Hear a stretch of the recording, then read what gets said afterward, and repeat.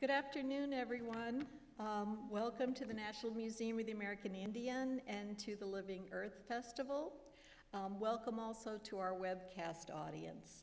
My name is Elizabeth Gish, and I manage the Seminars and Symposia program here at NMAI. And we're delighted to present today's program, Chef's Conversation, Celebrating Healthy Native Foods, as part of the Living Earth Festival, which is an annual event and a wonderful event. Our topic today is a very engaging and important one, and we've got some fine speakers that I'm really looking forward to hearing. And before we begin the program, if you've got your cell phone with you, please turn it off or silence it so as not to disturb the program. We're webcasting also. It's my great pleasure now to introduce Chef Loretta Barrett Oden, who is a speaker in today's program and also will serve as moderator. Chef Oden, a member of the citizen band Potawatomi, began her passionate relationship with food as a small child at the side of her mother, grandmothers, and aunts in Oklahoma.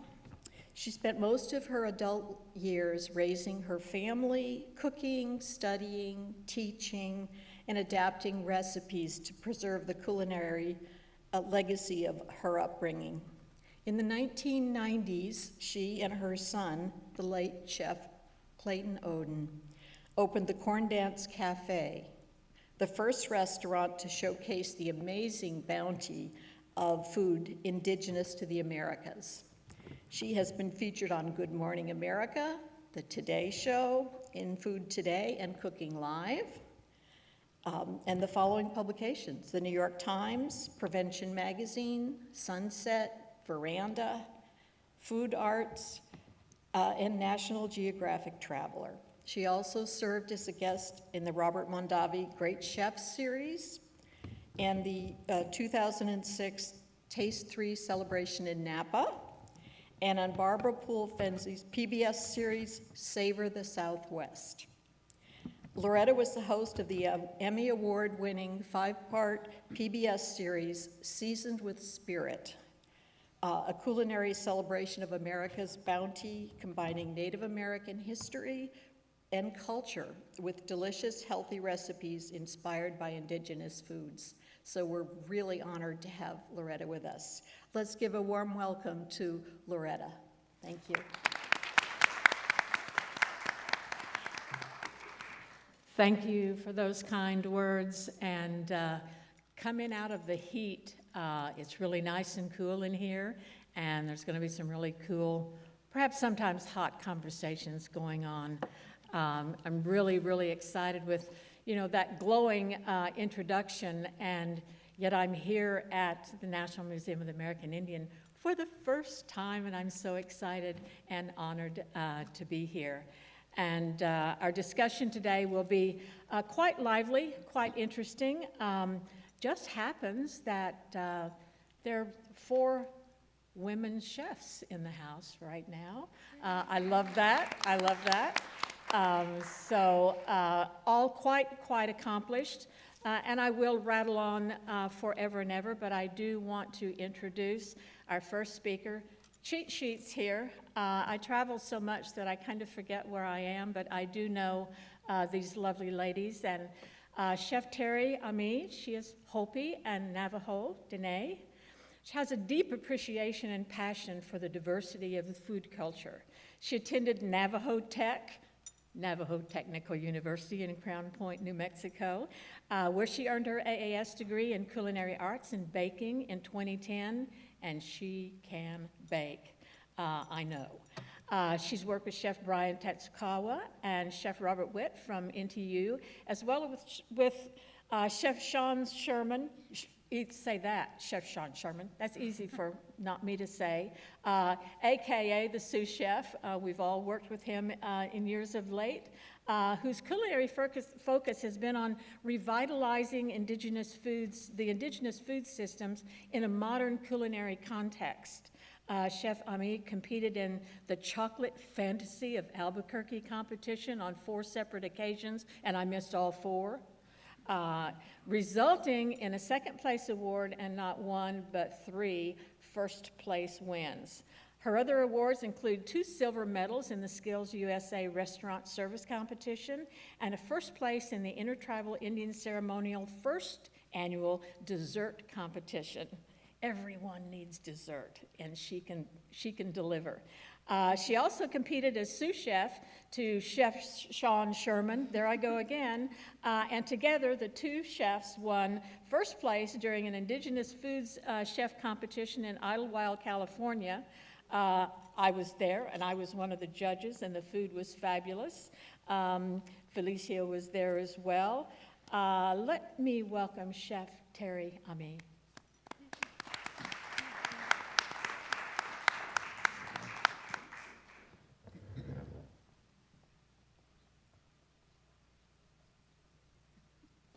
Wow, that's a lot. Hearing it is, I can't believe I've gone this far, and a little bit nervous. It's my first time here at the Smithsonian, and I feel my heart racing. And Yat e Shiteri Yunishe. I am Navajo and Hopi. My mother is Arlene Arvizo from Crown Point, New Mexico, and she's Navajo. And my father's Hopi, and he's from Palaca, Arizona, and those are in the southwest, New Mexico and Arizona, and that's where I'm from. And it's very different here. It's hot and muggy. And but I'm here to talk about the pre-colonization diet of the Navajos and Hopis, and I'll start out with a slide for you. And prior to what we have nowadays, the cuisines, Navajos were farmers, and also Hopis were farmers. Navajos were also, they had sheep, churro sheep, which is making a comeback. Almost all the churro sheep got wiped out in the 1880s maybe. And but they are making a comeback, and churro sheep is very, very different from your regular mutton, and it's got more of a softer taste to it. And we just did a Sheep is Life at Diné College, and it was really cool. We did a catering with the churro sheep, and but the Navajo farmers they were farmers, and their crops were mainly corn, squash, and beans. They call that the Three Sisters. And the churro sheep I was talking about, was also used for wool and their meat. And every part of the sheep was used, the bones, everything. Even the blood, they make blood sausage, and it's really good. And so the diet was mainly it's a vegetarian diet though. And also the Hopis were pretty much the same, corn, squash, and beans, a lot of corn. And in February, the Hopis have the bean sprout stew, and it's really good. It's kind of like the beginning of the year, maybe a New Year's type. I can compare it to New Year's. They have what they call a bean dance, which welcomes the whole crop in for the whole year. And the bean dance, or the way the bean sprout depends on that can predict the whole year of how your crop's going to be, how the year is going to be. And so a fruitful, of course, crop is always a good crop. And in September, Navajos have the steam corn. So there's all kinds of ways to make the steam corn. They steam it in the bread oven, they bake it in the ground, and they didn't have the fatty foods we have today. The fatty foods that are brought in, the commodity food was introduced as well, and so we got everything in a can. So nowadays, they're bringing the food back, and they have sustainable, oh, I'm sorry, I forgot about my slide. And we have sustainable farming practices.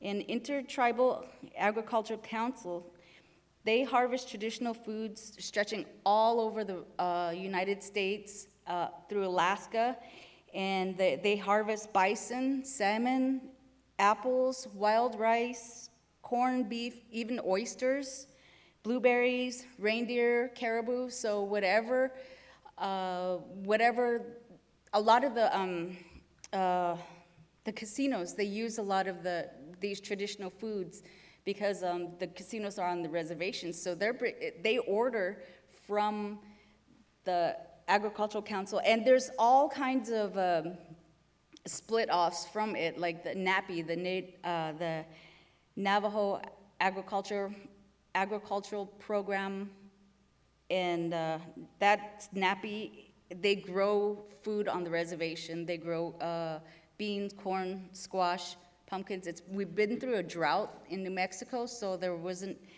the crops kind of died down, so when there's a drought, it's not good. And also when there's a drought, the vegetation grows smaller and more intense. So it's like the corn is sweeter. It's pretty interesting. I've learned a lot through these different agriculture projects. And we also have, there's NAPI, and they're located in this New Mexico, southwest area near Farmington. I don't know if anyone knows where that is. But this Dan Cornelius, he's a good friend of mine, and he's part of the Intertribal Agricultural Council. And he actually introduced me to the self-sustaining traditional foods and how they branch off. Like I said, with the bison and all that, different parts of the world, you can get different types of food. And he's a great guy. And this is Chef Nephi, and he has created Western Apache Foodways and Ancestral Memory. So what he is doing, they're bringing back like acorn stew and the Apache trail mix, which is really good, parched corn, and he incorporates it in cuisine. He is executive chef at Apache Mountain Ski Resort, and he's one of my mentors. He really led the way in, for me to learn more about my food. And so he's a great guy. He's a good chef. And those are sumac berries there. We also mix. Sumac berries are hard to, they're very bitter. Well, I don't know about this area. I think they're sweeter out here. But anyway, we made a cake with it, butter cake, and it turned out really well. And so we're trying to find different ways to incorporate it. And this is the native seeds. It's a repository bank which holds approximately 1,900 different seeds, handpicked from traditional farmers all over the United States, Alaska, and they pick out a diversity of seeds. So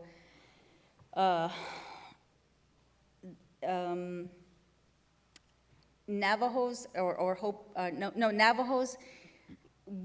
as long as we are an enrolled member, we can get these seeds up to 2 packets because they're so rare, and they want us to start bringing our traditional foods back, and so we're taking responsibility for it. And let's see. Oh, some seeds are being saved at in the seed vault, global seed vault in the Norwegian island, of Spitsbergen, and so they're basically frozen in case of what do they call that? a rainy day. So we're saving all these things for our future, for our the future generation, you know. So they really take pride in it, and I'm really honored that we're finding out these things and sharing them with everybody, and bringing knowledge to you know, whoever wants to learn. And I think it's a great thing. And this is Sheep is Life. Again, this is me, and I was cooking with the churro sheep. And this, what sparked my interest in the culinary endeavors was I wasn't too sure what to do. I came back from Phoenix to the reservation, and I came back to take care of my grandfather who passed away.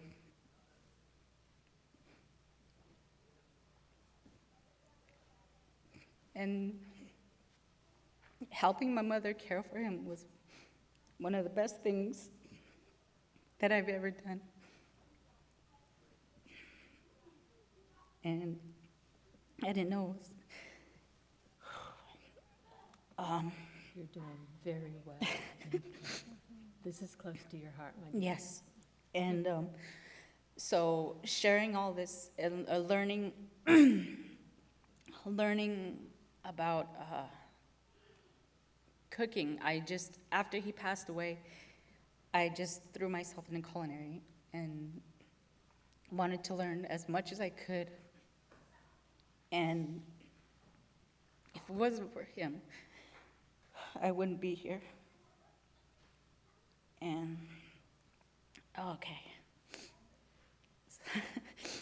I received my associates in culinary arts, and I just took it from there. Ever since then, I haven't looked back. It's tough. It's very educational. It's nonstop. And ever since I've been, I met Nephi, Chef Nephi Craig. He's been introducing me to all these great chefs, and they're so positive, and they just want me to keep going, you know. And Loretta here has been an awesome mentor as well, and now I'm here talking to you, and that's how I got here. Yes, you are. It's been a long road for this young woman, and I've worked in the kitchens with her. She's absolutely amazing in the kitchens. Thank you so much for being here, and she'll have more to say once we get over there at that table and the women start yakking and answering your questions. Thank you, Chef Terri. Oh, you're welcome.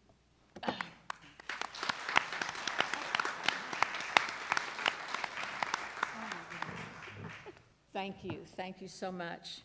Our next speaker, Chef Felicia Ruiz, who's Xicana, Tiwa.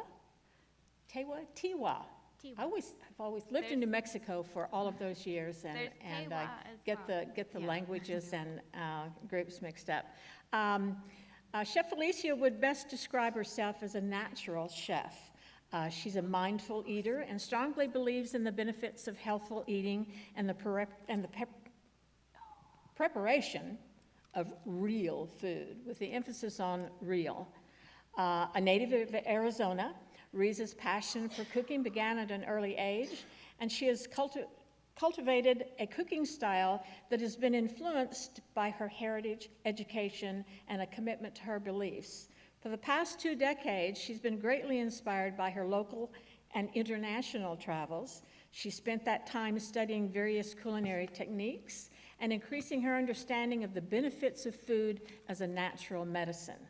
Ruiz has adopted a philosophy that foods closest to the earth, foods that have been nurtured, offer the most valuable keys to wellness. Chef Ruiz has opened 2 award-winning businesses in Phoenix, Arizona, with a particular focus on a natural plant-based diet. She continues to conduct workshops and classes that promote wellness and healthful eating. Welcome, Chef Felicia.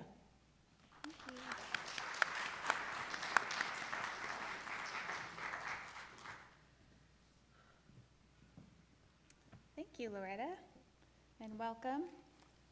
Again, my name is Felicia Cocotzin Ruiz, and I'm visiting from the desert.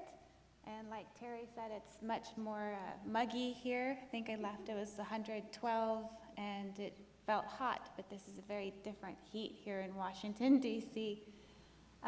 Like Loretta mentioned, I am a restaurateur, a private chef, and an educator. And I've been cooking for about 17 years professionally, and the best part of what I do really has been the educational part. I really love giving back to my community, and I do go throughout the city, some reservations, and I do teaching on ways that the indigenous people can get back to an ancestral diet. And so what I have up here, my teaching platform is called For the Next Generation. The reason why I came up with that is because we've always been taught, to plan for 7 generations. But in my work, I see so much childhood obesity, heart disease, so many different things that are all food related and can be prevented through diet, that my focus is not even on 7 generations, it's just on this next generation, which is our children. So For the Next Generation is my platform, and like this says up here, for me at least, my ancestral foods, they're calling on me, and they're calling on me so that we can help remember who we are. And that's usually how I start my classes. And what I usually do when I have a group of students, and by the way, I teach not just indigenous people, native peoples. I also have a lot of people that come to my classes that are non-native, that maybe they run a clinic or they work in healthcare, perhaps on the Indian reservation or in the Indian hospitals, and they want to know what can they do to help their patients, their students, their clients with their diets. And because my background is in plant-based diet, and like Terri was saying with her tribe, our people also are very much vegetarian in terms of diet, and we only ate meat when there was a good hunt. So I use that philosophy moving forward in teaching our students, because the plants that we have growing in the desert especially are really good for the taking preventive measures for diabetes. So what I like to do usually is go through and I'll kind of assess the class. I like to see, maybe what someone's education is, what their language is. In Arizona, we have a lot of different tribes and different people come to my classes, and sometimes they're all speaking different languages. Sometimes they're speaking Spanish, Nahuatl, they're speaking Apache languages, Tohono O'odham people. We have so many different people that I kind of have to gauge the class and see who's there. And I also like to find out the location of where everyone's coming from, because when I'm talking about foods that are better for our diet, some of those foods are not even available on the reservation where they are. And that's part of our problem, is that we have these food deserts. And so sometimes if I'm encouraging people to eat more plants and there's not even a grocery store or farmer's market on the reservation, it's very counterproductive, because they can't even eat the foods that I'm talking about because there are none available. I like to also look at their socioeconomic status, because sometimes a lot of the people are on the WIC program, which is like a food stamp program, and that takes a toll. Eating healthy doesn't necessarily have to be more expensive, but if you want to eat well, you do need to spend your money on healthy ingredients. And I also like to find out if people are first generation, second generation, or like my family, as far as we can trace back, I think I'm 8th generation in terms of documentation goes. Those things are important, because when people first immigrate here from different areas, and I mean maybe from South America, Central America, their first experience of American food is pizza, hot dogs, and fried chicken, all those things that they want to fit in. So sometimes what happens is they eat those foods, and that's what they think is American food. So I try to find out what is American food.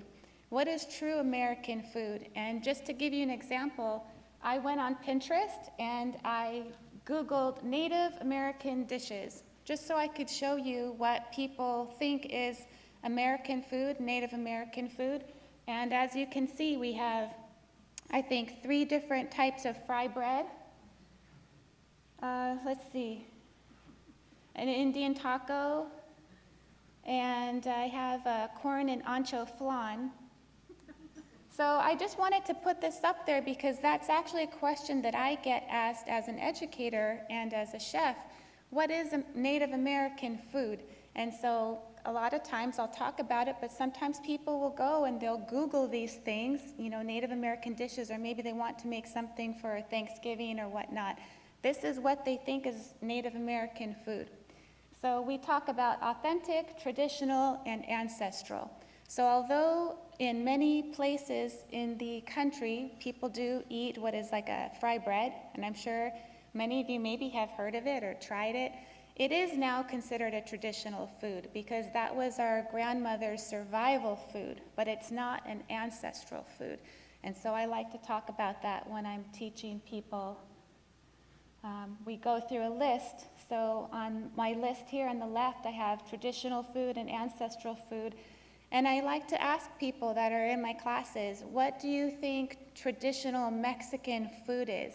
And we'll start going through all of these different foods that they think are traditional foods, but they're all things like enchiladas with cheese and beef tacos and pork carnitas, and all of those things I just mentioned are not even foods that were here prior Columbus. So if you can see, I don't know if you can see on the left, on the right-hand side, on ancestral side, we have things like insects, different types of cactus and grains, iguana, different types of prickly pears and chilies. So I just like to go through and talk about what really is ancestral food and what is traditional food. These are 2 words that I like to use when I'm helping other people go back to an ancestral diet.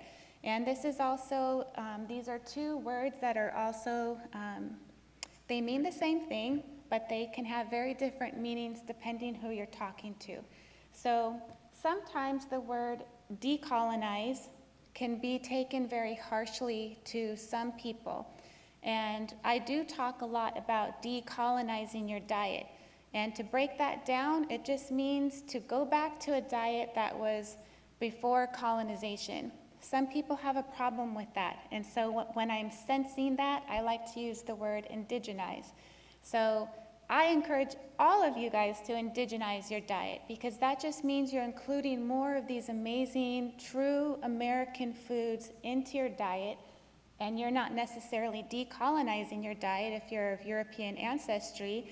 And if you feel uncomfortable with that word, then it's a positive. So sometimes I feel like indigenize is more like a positive. Sometimes decolonize can be taken as a negative. I like to see, you know, who's in the group and go from there because to me, they're both positive, they're both important. I like to talk about forgotten foods. There's so many foods that are present in the United States, and they are foods that have been eaten for generations before me, and they are being forgotten. And so what I like to encourage people to do is to find out what those foods are, especially in your area, because they're going to be sourced out, fresh, local.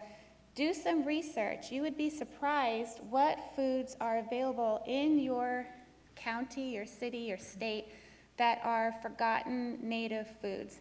Even people like me that are native, we are still discovering what some of those foods are. And these are foods that were eaten by my great-grandmother and farther back, but there was that shift in our diet, and when that shift happened, a lot of these foods went hiding for a while, but they were never forgotten, and we're remembering them now.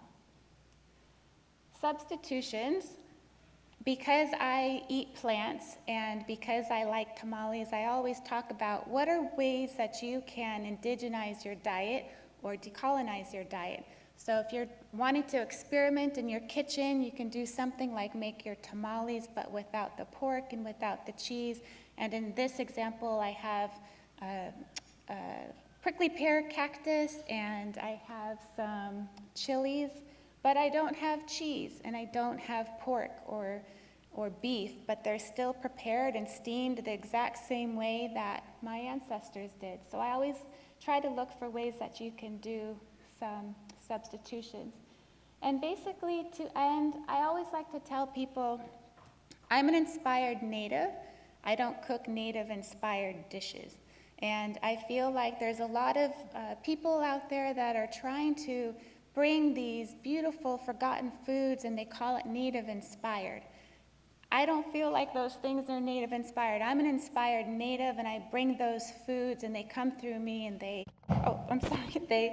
end up on my plate. So if you're cooking, let's say, an Italian dish, you wouldn't say it's Italian-inspired. You would just say it's Italian.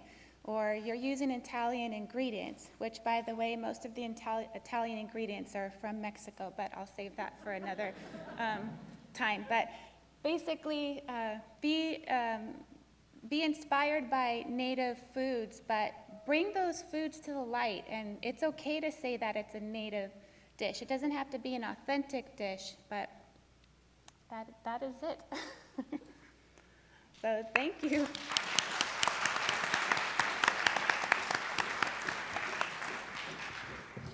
Thank you, Felicia. That's wonderful. You know, and the question is, what were those Italians putting on their pasta before they got the tomatoes for that tomato sauce? Interesting concept that we'll discuss later. Velvet Button, we just met today, but her family is well known to me. The Ramona Farms was one of my first sources when I opened the first corn dance cafe in Santa Fe, was to find these indigenous foodstuffs. That was the Ramona Farms that I went to. So after a decade as a chef in Denver, Colorado, Velvet Button returned home to join her parents, Ramona and Terri Button, on their family-owned farm. They're located on the Gila River Indian Reservation in Xicana, Arizona. Ramona Farms grows many Native American heirloom foods, and they're just gorgeous. A line of traditional food products, including the tepary bean, bath in their language. There's a roasted ground 60-day corn called gaivsa. Oh my goodness. And a parched corn, pignole. Pignole sounds almost Italian to me, but it's hun hak chui in her language. They're all sold under the Ramona Farms label directly to the consumer via their website. At farmers markets, there's a lot of the retail stores now that are including their products, including Whole Foods. There's Native Seed Search. They sell wholesale to restaurants and food service companies across the country. Their best seller is a highly nutritious and drought-resistant tepary bean. We keep talking about this bean. We probably need to bring some out and show people what they look like in real life. But it had nearly disappeared from existence until brought back by these very industrious agriculturists in Arizona. Velvet Button handles the sales and marketing and recipe testing for Ramona Farms and creates many of the recipes found in their website. And they do have a really wonderful booth out here in the lobby, so please stop by. Welcome, Velvet.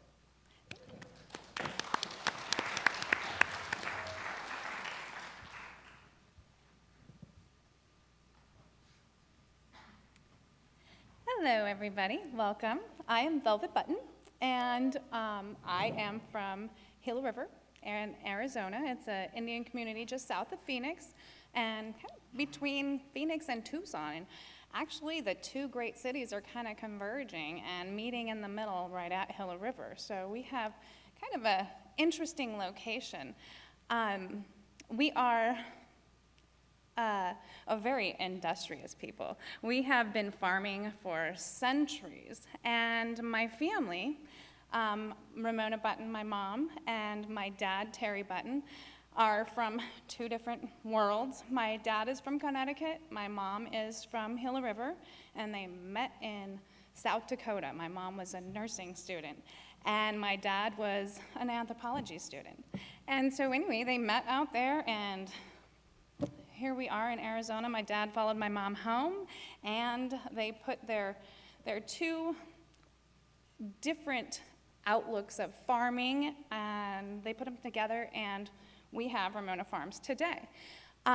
We started back before I was born, and it was a farm that was started on my grandfather's 10 acres. It was his little garden that he had spent his life growing foods for the community, and he was kind of a scientist. He would test different fertilizers. He grew cattle, horses, and chickens, and just pretty much whatever would grow out in the desert. And so he experimented with the different manure and to incorporate into the soil different composting techniques to enrich our soil that is so dry and tired. And in a lot of places, our desert has been through a tremendous drought. And when our river stopped flowing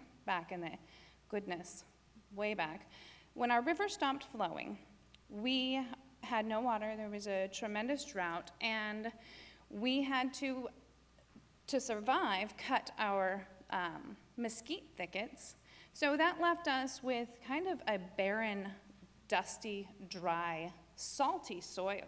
So it was my grandfather's efforts that really kind of helped to heal the soil, if you will. So starting there, my parents started growing our tepary bean, which was nearly extinct. It's a delicious and extremely nutritious bean.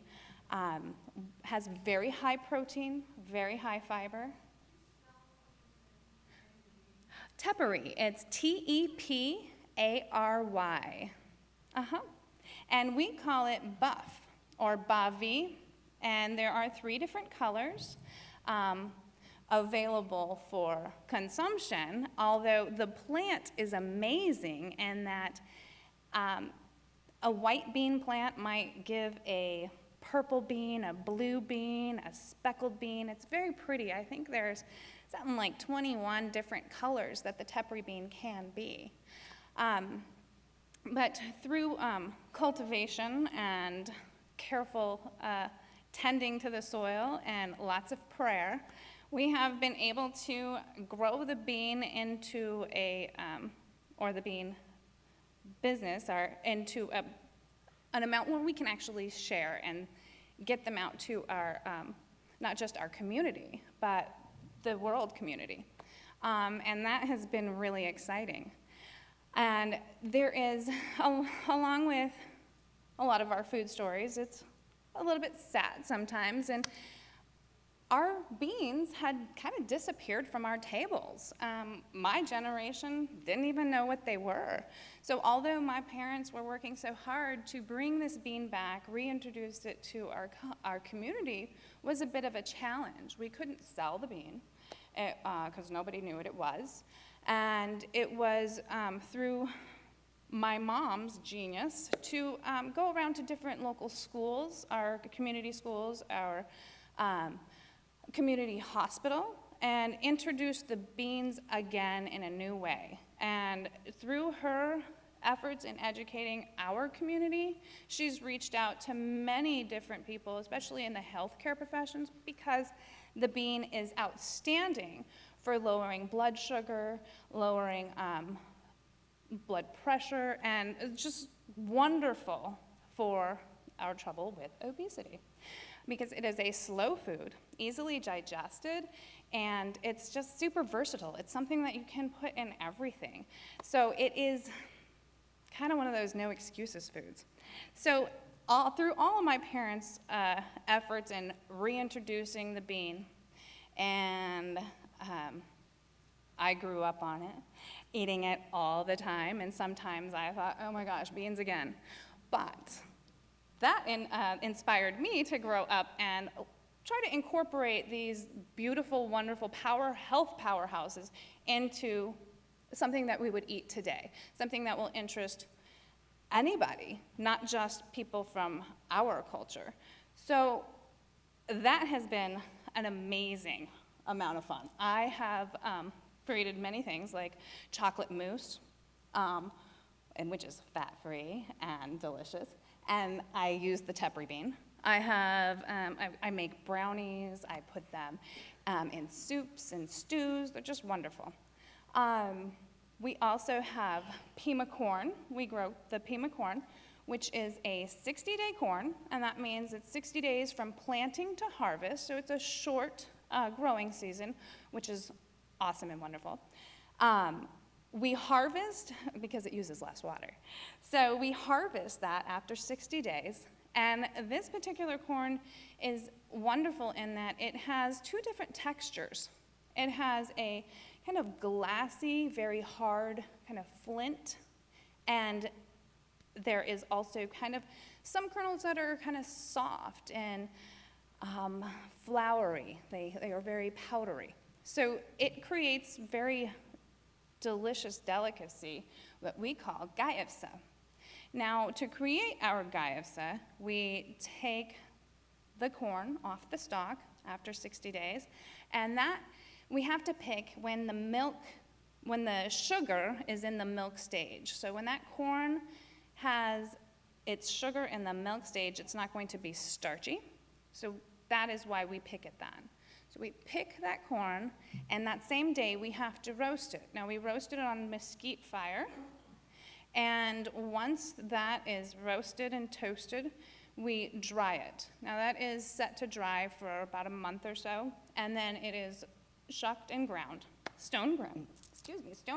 Everything that we mill is milled with this stone. We also, at Ramona Farms, we are growing our Pima Club wheat. Now that is an awnless wheat, which is, the awns are the tassels at the top of the wheat, and it's called the beard.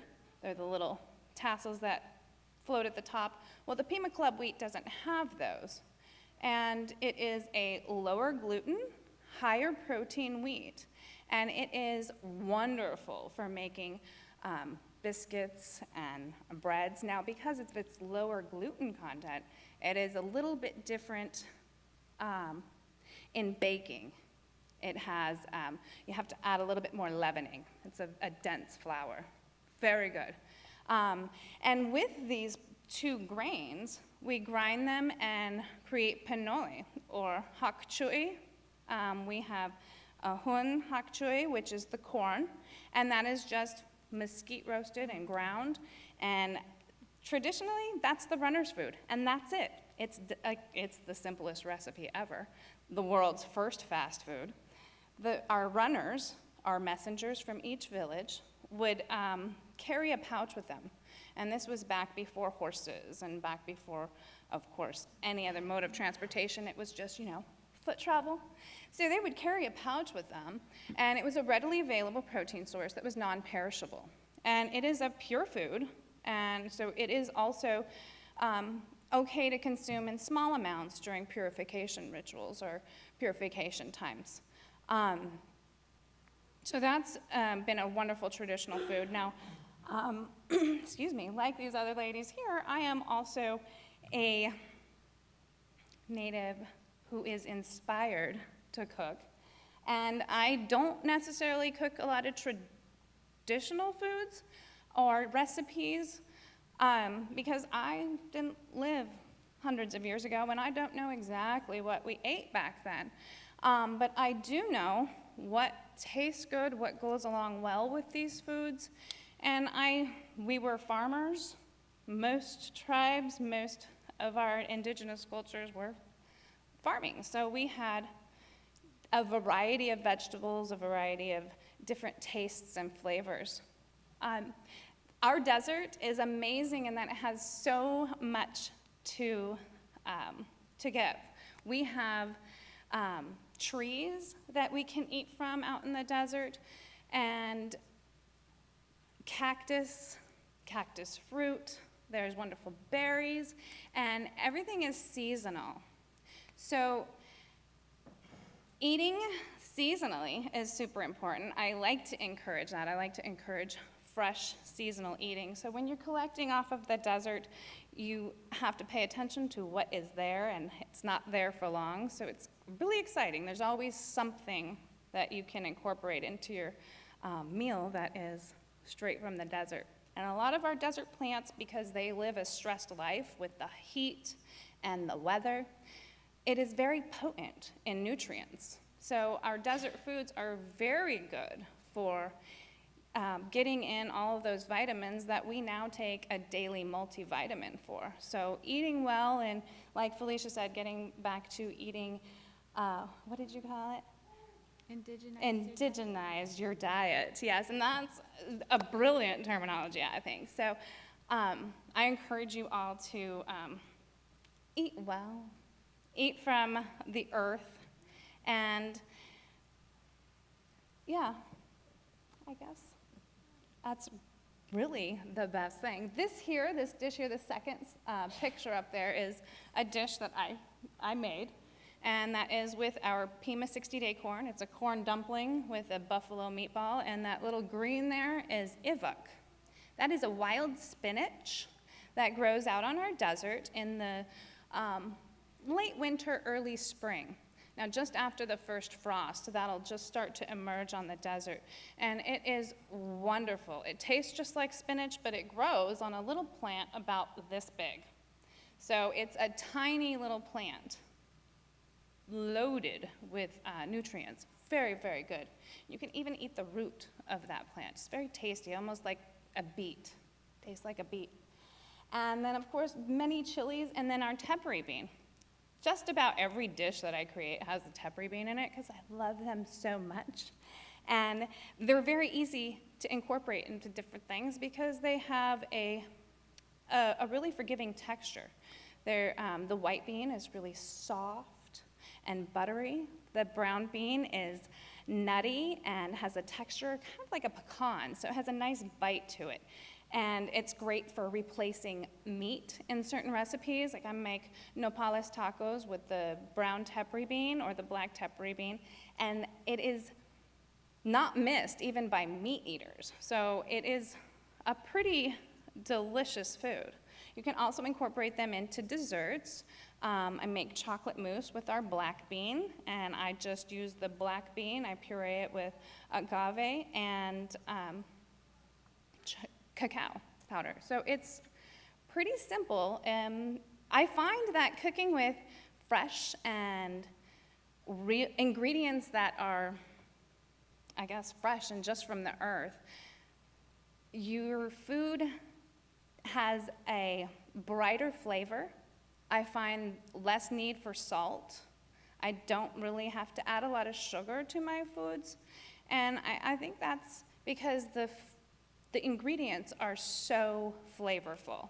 So if you can look for ingredients that are really, really fresh and vibrant and picked at the right time, which is why seasonal, again, is always best.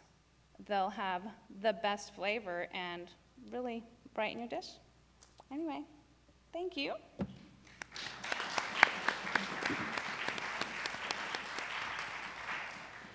Thank you, Velvet. That was wonderful. It comes to my attention as I'm sitting there listening that you have been educated. We have focused on. I also noticed that our speakers and our chefs are mostly from the Southwest region, which is great. Fabulous food. My restaurants were in Santa Fe.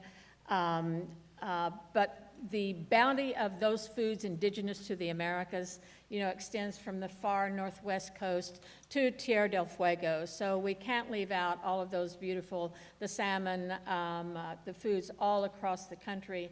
But it's about passing on this knowledge. And I have one little film clip here I would love for you to view before I go on. And it is because it's about passing on the knowledge. Hard gained for those of us researching this food for so very many years, and we don't want that flame to go out. So our responsibility, as Felicia mentioned, is for this next generation, but we really are thinking about 7 generations. That is our commitment to the future. So I just did an event last week I think it was only a few days ago, in San Francisco, which brought our food into a very cosmopolitan marketplace. And a young chef named Cesare Assad, who went to work with me in Santa Fe and in Oklahoma when she was 19, brought this extraordinary event together at a venue called The Village in San Francisco. And I would love to throw this little clip about this event to you, please.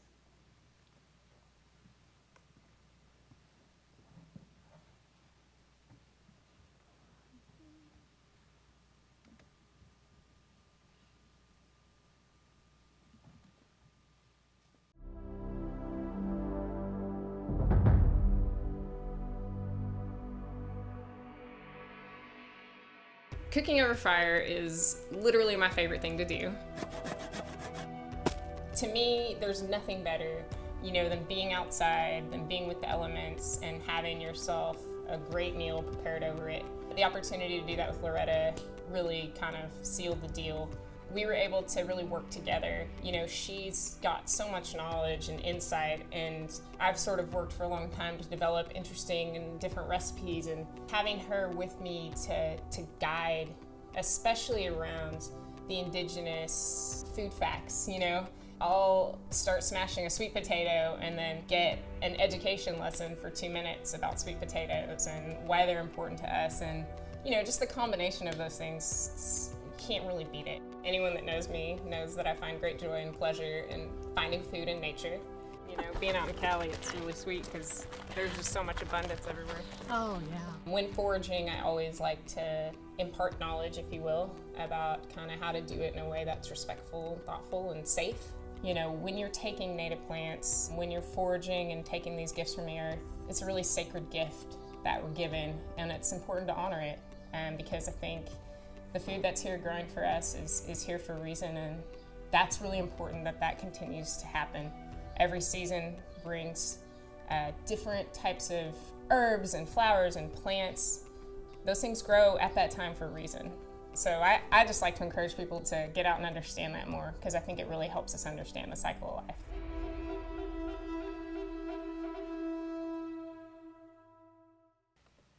Just one example of many of the young chefs that I've worked with, including the 2 of the lovely ladies. I haven't worked with Velvet yet. I will in the future, but it is about passing on this knowledge, and the knowledge of for the past 25, 30 years that I've been studying the history of the indigenous foods of the Americas. Like I said, from Nunavut to Tierra del Fuego, all throughout the Americas, such a bounty of food existed and exists today. And as oral tradition people, a lot of that knowledge has been lost. And I feel that it's my obligation, our obligation, to pass that knowledge on and to document it. And hence my, video series, Seasoned with Spirit. You can find that. Little plug here, Seasoned with Spirit, A Native Cook's Journey, is available at Amazon. My corn dance cafes, 2 of which existed in Santa Fe, New Mexico, for 10 years. We really touched upon the foods of all of the Americas, and working with all of the people that I worked with, sharing this knowledge was just such an extraordinary time in my life, and it's my, to this day, it's my all-consuming passion, because food is something that everyone has a right to good food. You know, food, the Creator put this food, that food, in that particular place for the people of that place. And to learn about this, learn how to grow, to harvest, to prepare these foods for the nourishment of one's body and for our families and our friends is such an important act of sharing. The number one thing that all of us have in common is the food. We are going to have a little question and answer series going on here. I'm going to hop over to the table. I really want to thank all of the speakers before I leave this part of the stage. Any questions out there? There's so much knowledge right here in this room, and we'd love to share it with you. So if I may, retire to the table. Thank you so much.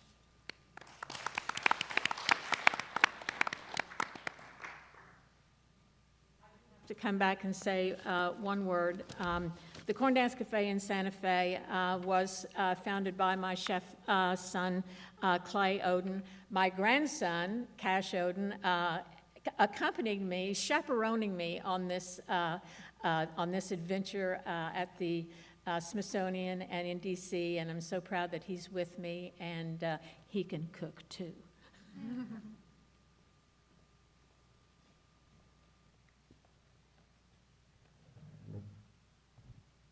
I think, are we on here?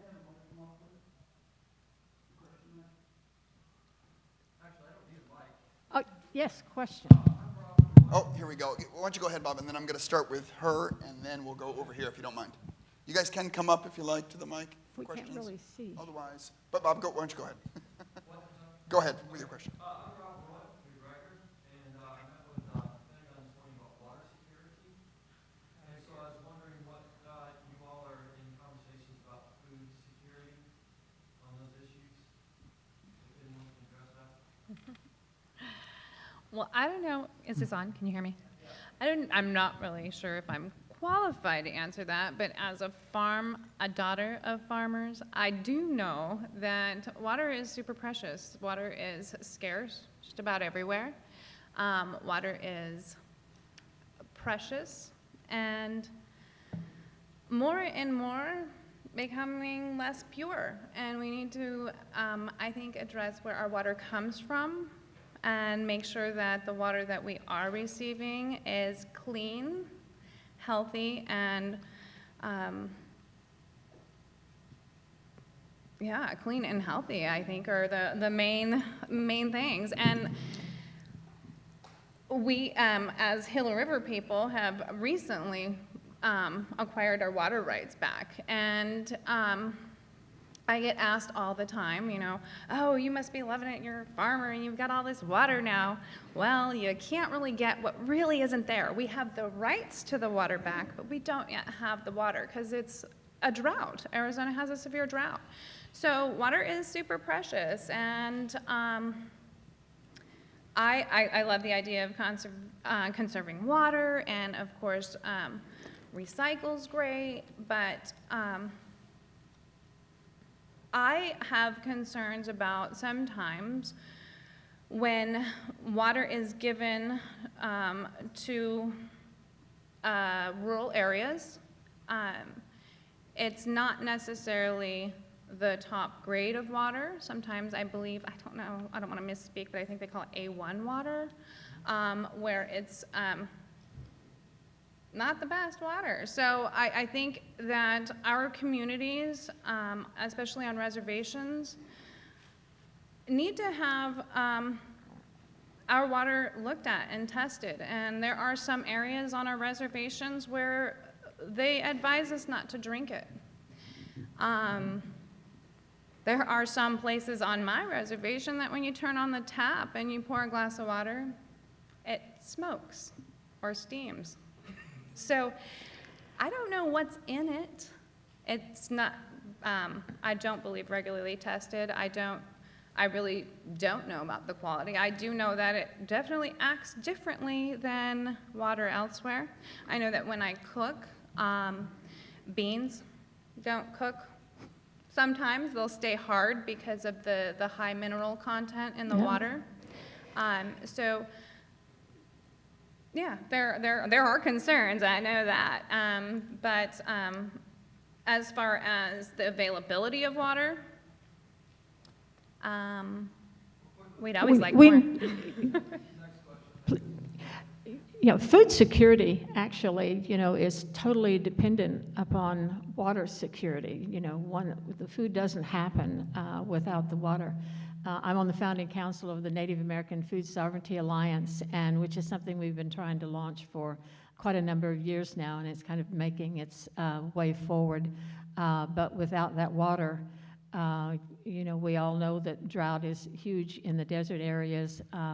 The video that was shown was in the Cape Valley up around Sacramento, California. California is suffering, severe droughts. With the droughts come the wildfires. So without water, the food doesn't exist, and without those things, we cease to exist. Another question, please. My Yes. question was,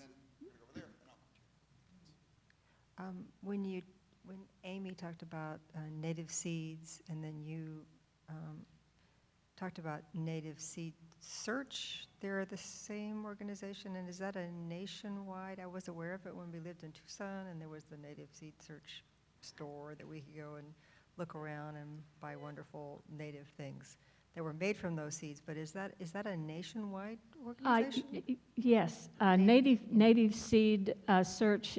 You can access that online. It's Native Seed /search. They're based in Tucson. Yes. Seed banks. More and more of these seeds are becoming readily available online. And it really is about us getting the word out. There's a lot of information about some of these seeds at the Ramona Farms booth out in the central area of the museum. But that information is available online. Next question, please.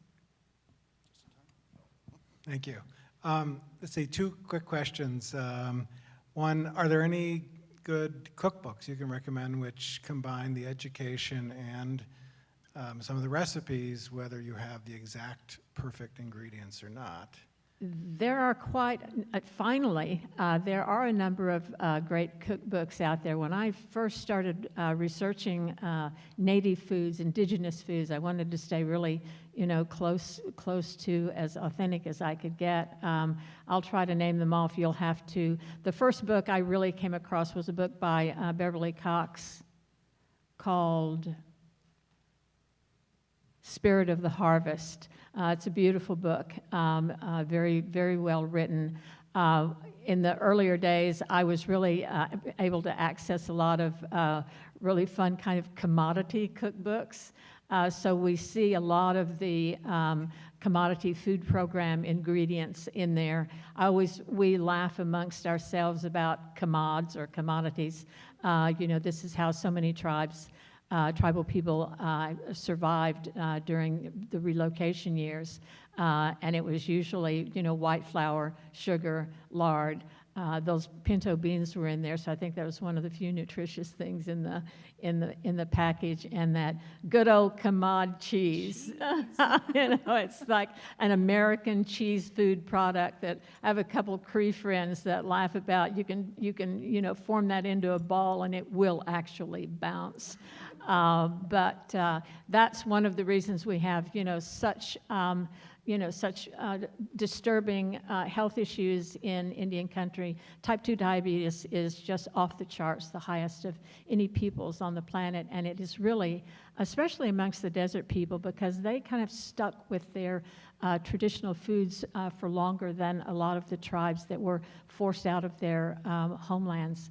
But getting back to those real foods, and it's a trend now. the gluten-free. We didn't have wheat in the Americas. We didn't have beef, so hence no dairy, no cheese, no butter, no cream. I just had, in fact, I'm going to bring this up. I took issue. There's a big article that just came out in the Atlantic Monthly, and it's been circulating on the internet about why isn't Native American food hip? And I thought about that, and we brought up the issues of fry bread and all of that, and it's been that's what people identify with, is fry bread, Indian tacos, Navajo tacos, that sort of thing. Every culture pretty much has some kind of fried dough. You go to New Orleans and you have a beignet and a coffee, and it's absolutely, wonderful. That's just fry bread, It's really just fry bread. Donuts, but I, absolutely refuse to accept that as a definition for what indigenous or native food is. So that's why I'm trying to get out, how exquisitely bounteous the foods from the Americas are. It's said that probably 60% of the foods enjoyed around the world today had their origins from some point in the Americas. So the corn, beans, and squash, the potatoes, tomatoes, thousands of varieties. Potatoes were our ingredient for this session, and they're literally, when I was in Bolivia and Peru, thousands of varieties of potatoes, every shape, every color, every form. It's just absolutely amazing. And same with the tomatoes. So there was a very active trade, as we talked about. Part of my work with the Native Food Sovereignty Alliance is about retracing those trade routes. It was very extensive. And I'm finding, why were there macaw feathers in the regalia of the Pueblo Indians? Well, they don't have parrots or macaws flying around in New Mexico, but there was a very vibrant trade going on for cereals turquoise for macaw feathers. So it's just it's a brilliant history that is my goal to really heighten people's awareness about who we are as Native people through the food, and how wonderful it is. Also, there is one book that just came out last year that I really recommend, and it's called Decolonize Your Diet, and it's written by two professors from Oakland. And one of the authors actually had cancer, and this cookbook, it's plant-based. So it's a Mexican-American cookbook, but it's completely plant-based. And so it's kind of like what I was talking up there about making substitution. So you're still having all of these amazing traditional foods like tacos, enchiladas, things that people commonly think of Mexican food, but it's going back and using indigenous ingredients versus the beef and dairy. So I would recommend that book for sure. If you're going to be in town for a while, you may want to connect with, there's two world famous scientists, doctors, Michael Grieger at he's with the Humane, he's like their chief scientist, and Neil Barnard, who's like a diabetes. Yeah, I've studied him. Oh, fantastic.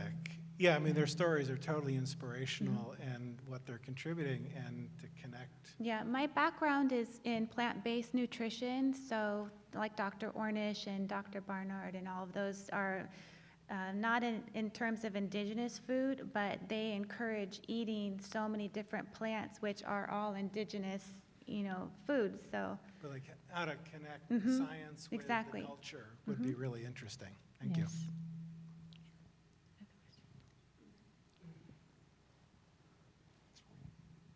I had two quick questions. One is, well, I'm personally trying to grow a vegetable garden, and I want to know what you guys think is just essential veggies to have. And I was also wondering, it was pointed out earlier that all of you are women. I was wondering, in your respective communities, is there a traditional gender role when it comes to food? Well, okay, I'll start out here. Gender roles in the kitchen, and we all work in commercial kitchens with a lot of guys. And, but I think in the home, you know, it usually falls, has traditionally through past generations fallen to the women to be the chefs. But we seem to have a lot of really high-profile, very well-paid male chefs out in the world today. And in some Native communities, you know, men do not cook at all, and you know, it's not what they do.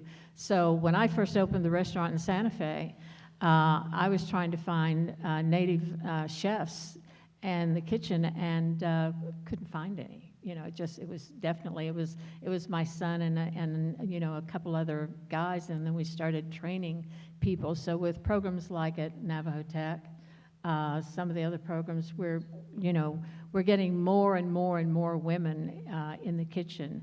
A friend of mine, Ann Cooper, called her the renegade lunch lady, who's been working tirelessly for years to change the abysmal school lunch programs.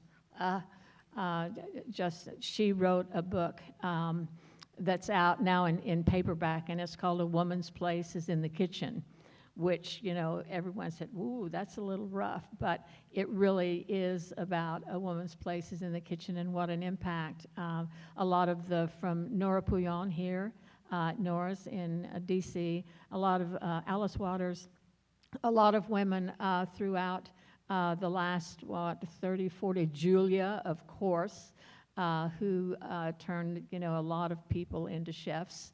But yeah, the gender thing is still a little bit lopsided, but here we are. And the other question, I'm sorry. The vegetables. Oh.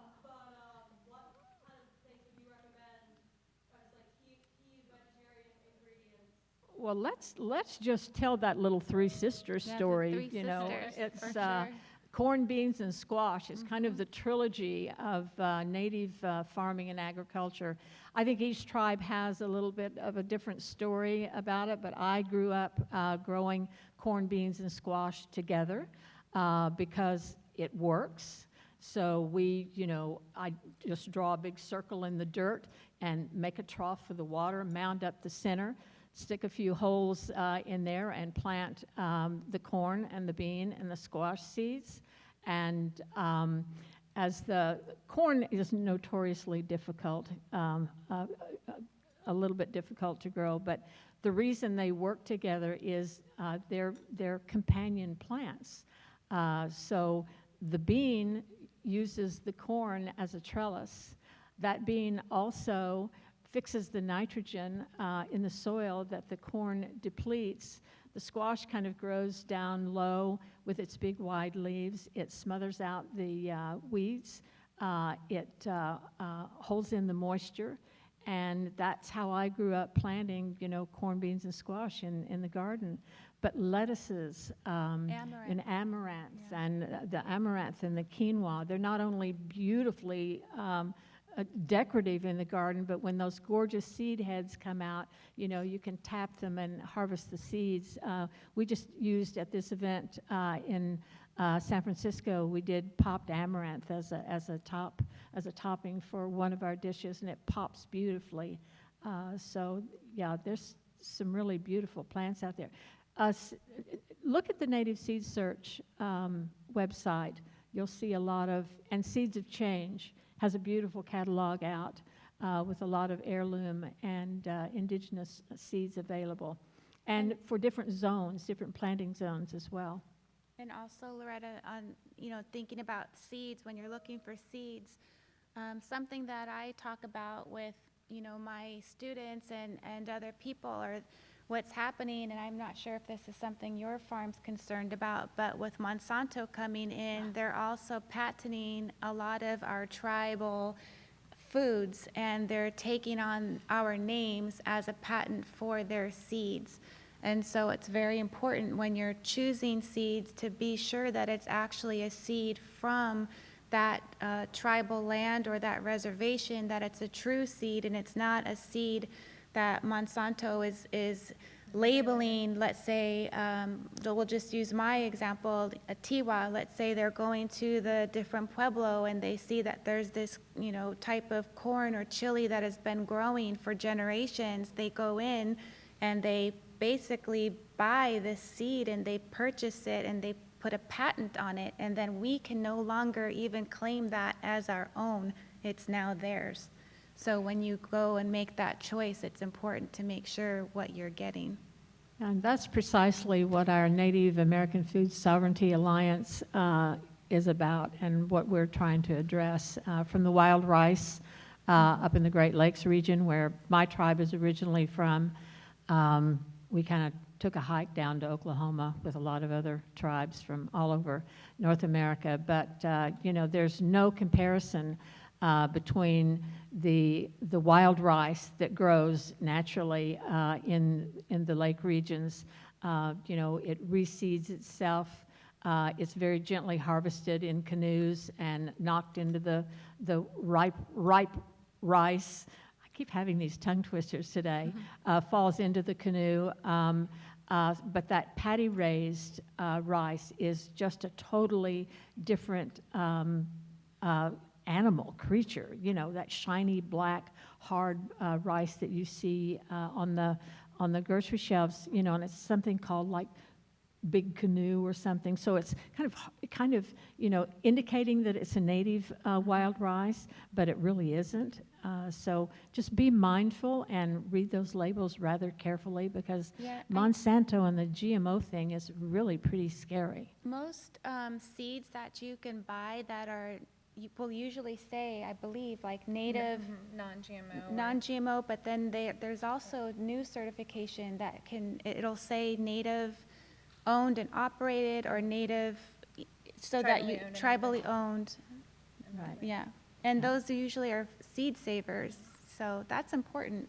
And that's happening all over the world. In India with all of the rices, it's really important to save these original strains of any plant, or even some of the animals. The same thing, salmon. like the salmon. Yeah. Oh my, I love the idea that we're seeing some of the dams coming down, because that allows the salmon, to do what they've been doing for thousands and thousands of years. But again, with that water issue question, they're testing salmon now, and they're coming up with all kinds of dreadful pharmaceuticals in the salmon, because people are kind of disposing of prescription drugs and what have you in unsafe ways, tossing them or flushing them or washing them down the drain.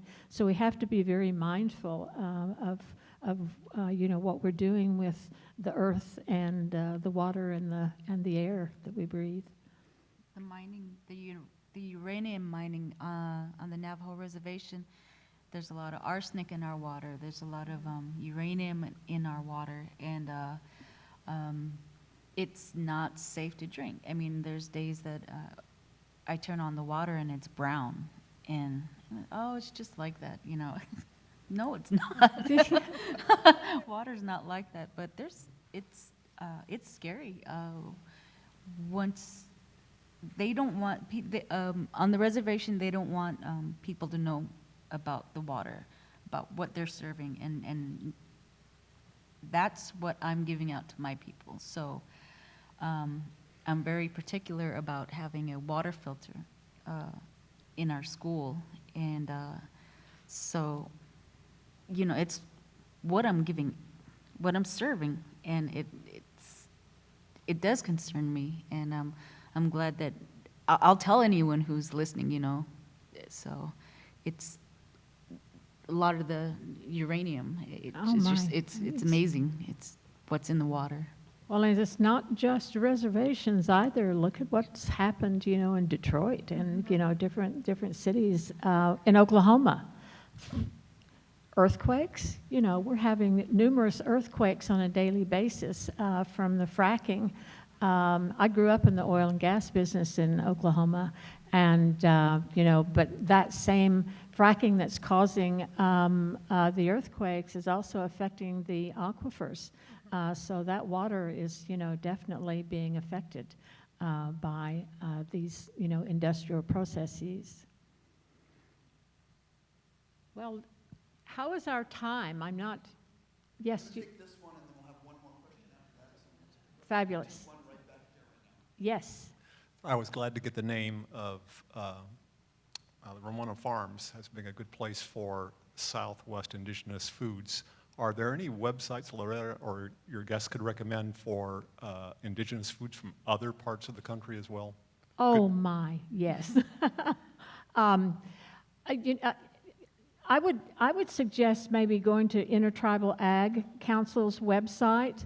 Dan Cornelius, I work very closely with the Intertribal Ag. How are they listed online? Just kind of Google Intertribal Agricultural Council, IAC. They are representing, we get salmon from Nisqually up in the Northwest. They carry products from all over the country. The Kivasun bison, we have bison ranches, the Intertribal Bison Cooperative. Oh wow, I was going to talk about that. Oh, that'll happen tomorrow. We have representatives here from the Intertribal Bison Cooperative that I've worked with almost from its inception. But try Intertribal Agricultural Council, and they really do source. They have the hand-gathered Ojibwe wild rice from White Earth. I was just up during the maple syrup season. We were tapping the maple trees and the birch trees. They were feeding me birch water, and it's kind of their spring tonic, and they're doing a beautiful birch syrup. And so there's just so much good stuff out there to eat and find out about and learn more about. But I would try the Intertribal Ag Council. Yes, one more. Yes. Well, first, thank you so much for the work that you're doing. I think there's almost nothing more important.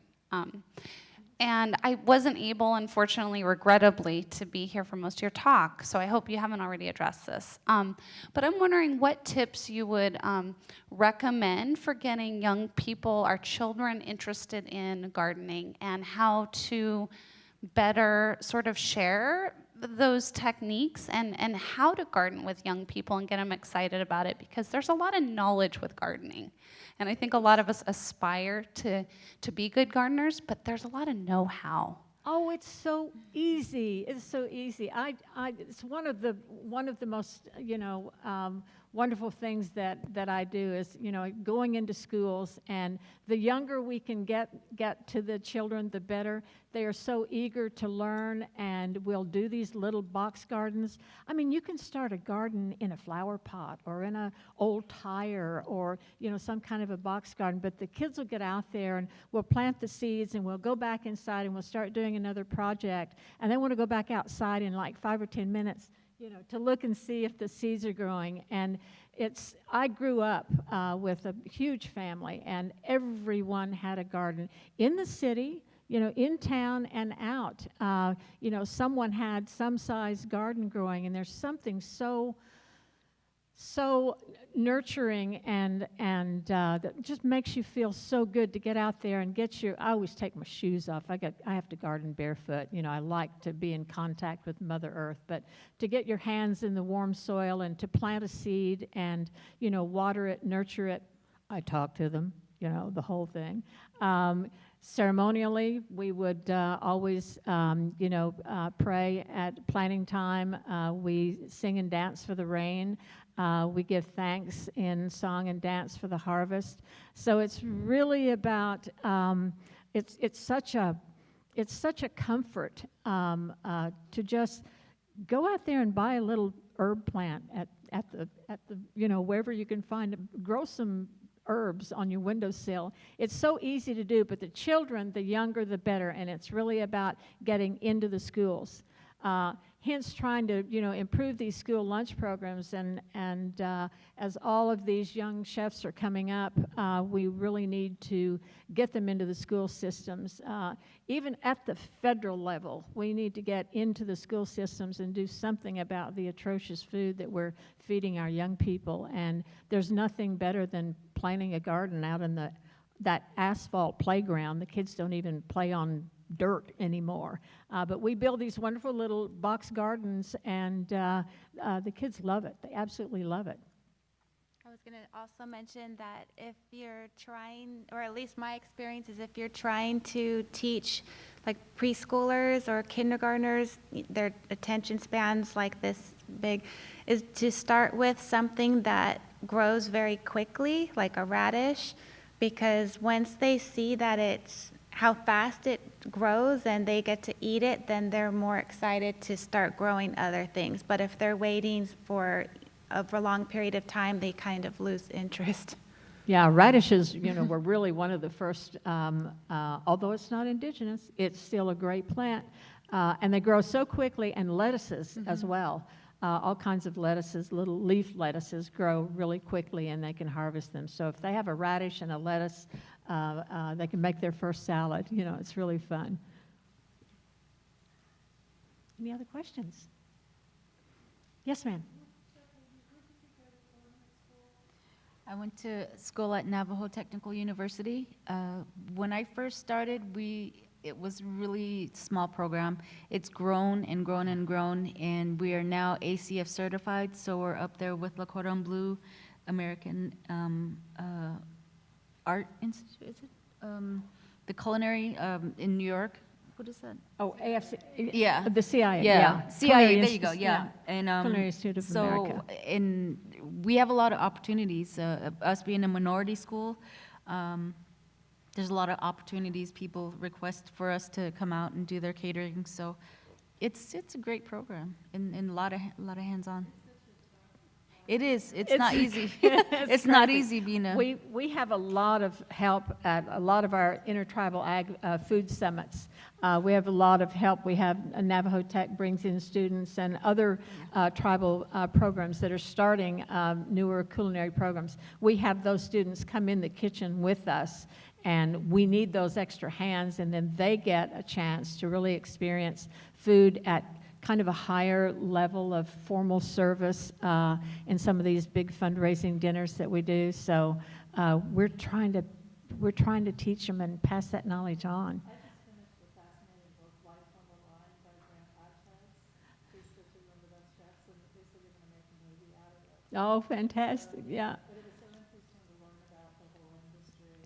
It's crazy. Yeah, it's not easy. Yes. Yes.